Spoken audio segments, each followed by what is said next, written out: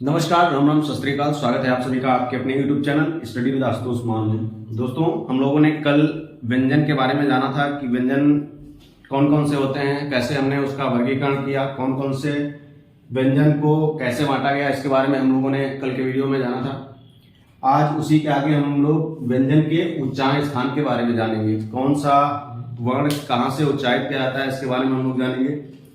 तो आइए देखते हैं उच्चारण स्थान, व्यंजन और व्यंजन के उच्चारण स्थान के बारे में। सबसे पहले व्यंजन में हमारा स्पर्श व्यंजन आता है। स्पर्श व्यंजन हमने बात करी थी। स्पर्श व्यंजन जो है इनकी संख्या 25 होती है और इनको वर्गीय व्यंजन के नाम से भी जाना जाता है। तो इनके उच्चारण स्थान के बारे में जानेंगे। वर्ग में कौन कौन से वर्ग आते हैं, का से लेकर पा तक के ये हमारे वर्ग आते हैं और इनमें कुल वर्गों की संख्या जो होती है वो होती है 5 और कुल अगर वर्ण की बात करें तो वर्ण होते हैं 25। इसमें का वर्ग जो होता है इसका उच्चारण स्थान जो है वो कंठ से होता है। का वर्ग जो है इसका उच्चारण स्थान कंठ से, मतलब कंठ गले से ये बोले जाते हैं वर्ण। का वर्ग जितना भी है, जो 5 अक्षर 5 वर्ण जो का वर्ग में आते हैं, इनका सभी का जो उच्चारण स्थान है ये कंठ है। इसके आगे चा वर्ग आता है। चा वर्ग का उच्चारण स्थान की अगर बात करें तो इसका उच्चारण स्थान तालव्य होता है। तालु से ये जो है वर्ण तालु से बोले जाते हैं, तो इनका उच्चारण स्थान हो जाएगा तालव्य। चा वर्ग का उच्चारण स्थान जो है ये तालव्य हो जाएगा। इसके आगे टा वर्ग का उच्चारण स्थान ये हो जाएगा मूर्धा। मूर्धा जो है ये इसका उच्चारण स्थान हो जाएगा टा वर्ग का। इसके आगे आता है हमारा ता वर्ग। ता वर्ग का उच्चारण स्थान क्या हो जाएगा, तो ये हो जाएगा दंत। दंत जो है ये ता वर्ग का उच्चारण स्थान हो जाएगा। इसके आगे हम लोग देखेंगे पा वर्ग। पा वर्ग का उच्चारण स्थान क्या होगा, तो पा वर्ग जो हमारा है इसका उच्चारण स्थान हो जाएगा होष्ठ। जितने भी वर्ण पा वर्ग के हैं ये होष्ठ जो है इनका उच्चारण स्थान हो जाएगा। इसके बाद ये हो गया हमारा स्पर्श व्यंजन। इसके बाद हम लोग बात करेंगे अंतस्थ व्यंजन की। अंतस्थ व्यंजन की अगर बात करें तो इनकी संख्या कितनी होती है, इनकी संख्या 4 होती है। पिछले वीडियो में हम लोगों ने इसके बारे में डिस्कस किया था, कौन से वर्ण इसमें आते हैं और इनको क्या क्या कहते हैं, इसके बारे में हम लोग पिछले वीडियो में जाने थे।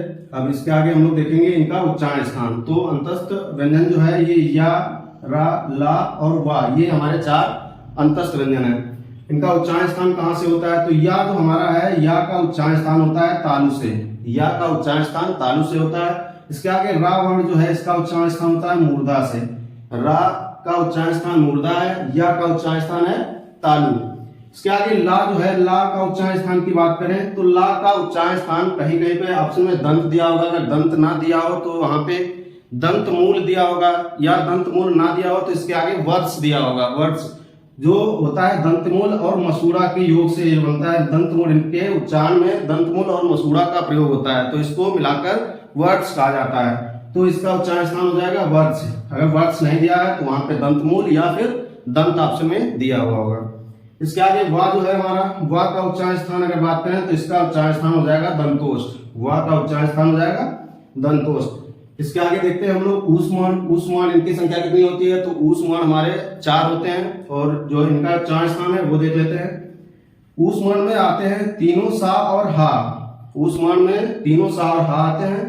तो जो ये सा है, सा, ये इसका उच्चारण स्थान होता है तालु। ये तालव्य, इसको तालव्य सा कहते हैं। और ये जो हमारी ये सा है इसको मेनली हम लोग कह सकते हैं कि इसको सा, कौन सी सा कहते हैं, तो मूर्धन्य सा, या इसको हम लोग साधारण भाषा में पेट फटी हुई सा है, या ऐसे जो है जानते हैं। तो इसका स्थान, उच्चारण स्थान जो है ये हो जाएगा मूर्धा। इसके आगे ये सर्प वाली सा, इसको हम लोग सर्प वाली सा के नाम से जानते हैं, तो इसका उच्चारण स्थान दंत है। इसका उच्चारण स्थान दंत है। इसके आगे हा जो है इसका उच्चारण स्थान हमारा कंठ हो जाएगा। हा वर्ण जो है इसका उच्चारण स्थान हो जाएगा कंठ। इसके आगे अब हम लोग देखेंगे कि ये हम लोग जान लिए व्यंजन के उच्चारण स्थान। साथ ही साथ हम लोग देखेंगे स्वर और व्यंजनों को मिलाकर कुल वर्ण जो है इनके उच्चारण स्थान को किसमें कौन से वर्ण रखे गए हैं, इसके बारे में हम लोग जानेंगे।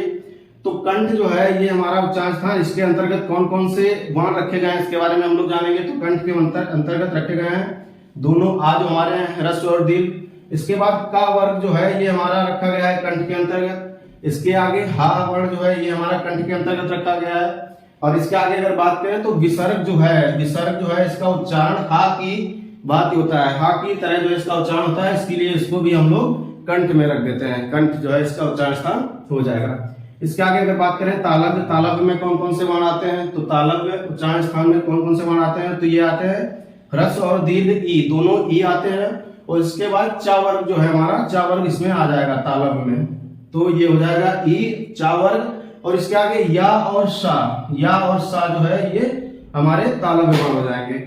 इसके आगे मूर्धन्य वर्ण कौन से होंगे, तो मूर्धन्य वर्ण होंगे री और टा वर्ग हो जाएगा हमारा। इसके आगे रा हो जाएगा, रा और ये सा जो हमारी मूर्धन्य वर्ण के अंतर्गत आएगी।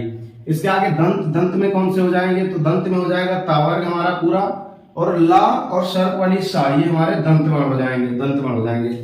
इसके आगे हम लोग ओष्ठ की बात करें, उच्चारण स्थान ओष्ठ की बात करें तो ओष्ठ में हो जाएगा ऊ हो जाएंगे दोनों, ह्रस्व और दीर्घ ऊ जो है ये दोनों हो जाएंगे। इसके आगे पा वर्ग जो हमारा है ये चला जाएगा ओष्ठ के अंतर्गत। तो ये हम लोगों ने जान लिया कंठ, तालव्य, मूर्धन्य, दंत और ओष्ठ, ये उच्चारण स्थान के बारे में, इनको हम लोगों ने स्वर और व्यंजन को रखा है यहाँ पर। इसके आगे हम लोग बात करेंगे कंठ तालु, दो जो है उच्चारण स्थान जो है ऐसे वर्ण होते हैं जिनके उच्चारण स्थान दो, मतलब कंठ और तालु दो को मिलाकर बने हुए हैं। तो कौन कौन से वर्ण हैं, तो ये हो जाएंगे ए और ऐ, ए और ऐ जो हमारे हैं ये हो जाएंगे कंठ तालु से उच्चारित किए जाएंगे। इसके आगे कंठोष्ठ, कंठोष्ठ का कौन से वर्ण उच्चारित किए जाएंगे, तो ये हो जाएगा हमारा ओ और औ, ओ और औ जो है ये हमारा औ, ये दो वर्ण हो जाएंगे कंठ और ओष्ठ से उच्चारित किए जाएंगे। इसके आगे हो जाएगा दंतोष्ठ, दंतोष्ठ से वका, वा जो है ये हमारा दंतोष्ठ से उच्चारित किया जाएगा। यहाँ पे हम लोगों ने अंतस्थ व्यंजन में इसको पढ़ा था कि वा जो है हमारा ये दंतोष्ठ, इसका उच्चारण स्थान जो है ये दंतोष्ठ होता है। इसके आगे कुछ छोटी छोटी परिभाषा है वो हम लोग देख लेते हैं, दो तीन परिभाषा है। एक है हल चिन्ह, हल चिन्ह किसे कहा जाता है, तो हल चिन्ह कहा जाता है किसी स्वरहीन वर्ण को, स्वरहीन वर्ण जो है उसको व्यक्त करने के लिए जिस चिन्ह का प्रयोग किया जाता है उसे हम लोग हल चिन्ह कहते हैं। किसी वर्ण को स्वरहीन व्यक्त करने के लिए जिस चिन्ह का प्रयोग किया जाता है उसे हल चिन्ह या हलंत कहते हैं। हलंत, इसे हल चिन्ह जो है इसको हलंत के नाम से जाना जाता है। कोई भी वर्ण है अगर हम लोग उसको हल चिन्ह लगा देंगे उसमें तो वो हलंत कहलाएगी, हलंत कहलाएगा और वो स्वरहीन व्यंजन हो जाएगा। किसी भी वर्ण में जैसे हमारा टा है, टा में अगर हम लोग हलंत लगा देंगे तो ये हमारा स्वरहीन टा हो जाएगा। ठीक है। इसके आगे हम लोग बात करेंगे रेफ की। रेफ किसे कहते हैं, तो रा जो हमारा है रा, इसके दीर्घ उच्चारण को रेफ कहा जाता है। रा वर्ण जो है इसके दीर्घ उच्चारण को रेफ कहा जाता है। और ये जो रेफ है ये हमारा अरबी फारसी का शब्द है। रेफ जो हमारा है ये अरबी फारसी का शब्द है और इसके दीर्घ, रा के दीर्घ उच्चारण को रेफ कहा जाता है। इसके अगर एग्जाम्पल की बात करें तो सर्प, सर्प, इसका अगर शाब्दिक, रेफ का शाब्दिक अर्थ जो होता है इसका क्या होता है, तो ये होता है फिसलना। रेफ जो है इसका शाब्दिक अर्थ है फिसलना। और जो दीर्घ उच्चारण कैसे करते हैं, जैसे सर्प, सर्प, जो ऊपर रा लगती है ये हमारी रेफ होती है, ये हमारी रेफ होती है। आशीर्वाद में जो ऊपर रा लगती है ये हमारे रेफ होते हैं। तो ये हो गया हमारा रेफ। इसके आगे हम लोग देखेंगे यहाँ पे द्वित व्यंजन किसे कहते हैं। द्वित व्यंजन, द्वित व्यंजन कौन से होते हैं इसके बारे में जानेंगे हम लोग। तो इसकी परिभाषा कहती है कि जब किसी स्वरहीन व्यंजन के साथ वही व्यंजन, मतलब जो हमारा स्वरहीन व्यंजन है उसके बाद सेम व्यंजन आए लेकिन वो पूर्णता के साथ आए, पूर्णता के साथ आता है तो दोनों को मिलाकर द्वित व्यंजन कहा जाता है। जब किसी स्वरहीन व्यंजन के साथ वही व्यंजन पूर्णता के साथ आता है तो दोनों को मिलाकर जो बनता है वो हमारा द्वित व्यंजन बनता है। जैसे ये हो गया कच्चा, कच्चा में जो स्वरहीन चा और चा पूर्णता के साथ आया, इन दोनों को मिलाकर जो व्यंजन बन रहा है ये हमारा द्वित व्यंजन है। इसी प्रकार पक्का, बच्चा, मक्का, ये जो है ये हमारे द्वित व्यंजन हो जाएंगे। उम्मीद है ये वीडियो आप लोगों को पसंद आया होगा। अगर वीडियो पसंद आया तो वीडियो को लाइक करके साथ ही साथ वीडियो को अपने दोस्तों के साथ भी शेयर करिए।